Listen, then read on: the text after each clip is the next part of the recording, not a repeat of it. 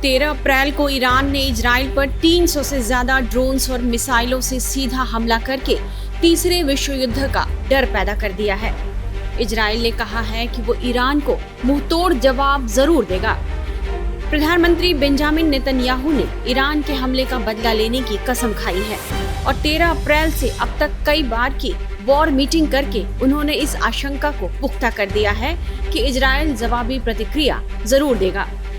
Media reports के मुताबिक Israel की वॉर कैबिनेट ने ईरान को जवाब देने की रणनीति पर चर्चा कर ली है। 6 महीने पहले जब हमास ने इजराइल पर हमला किया तो इजराइल ने गाजा में घुसकर उसे पूरी तरह तबाह कर दिया। गाजा पट्टी अब पूरी तरह स्मशान घाटी बन चुकी है। गाजा पट्टी में आधिकारिक तौर पर मरने वालों की संख्या 33,000 पार कर गई है।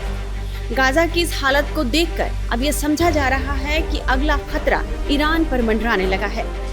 हालांकि अमेरिका समेत कई देश इजराइल से ये गुजारिश कर रहे हैं कि वह ऐसा कोई भी कदम ना उठाए जिससे कि वो ईरान से सीधा टकराकर नई जंग शुरू कर दे।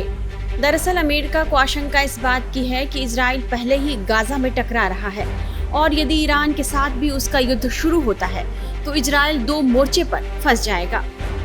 इस बीच कहा जा रहा है कि इजराइल के खिलाफ ईरान की जंग भी आसान नहीं होने वाली, क्योंकि ईरान के 6 पड़ोसी मुस्लिम मुल्क ईरान के खिलाफ हो गए हैं।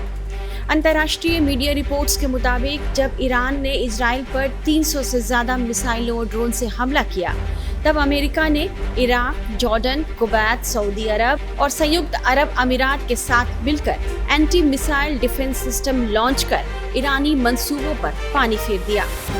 मीडिया रिपोर्ट्स में यह बताया जा रहा है कि अमेरिका समेत इजराइल को पहले ही इस बात की भनक लग गई थी कि ईरान इजराइल पर बेहद तीव्रता के साथ हमला बोल सकता है।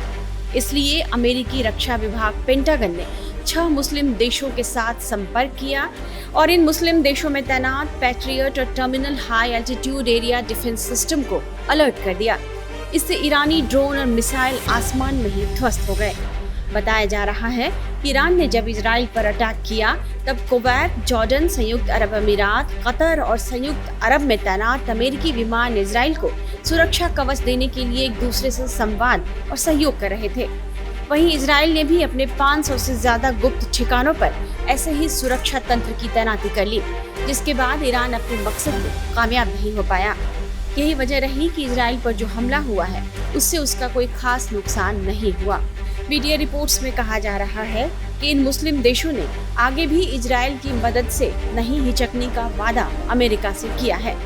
इसलिए समझा जा रहा है कि यदि ईरान और इजराइल के बीच जंग होती है तो ईरान की राह आसान नहीं होगी।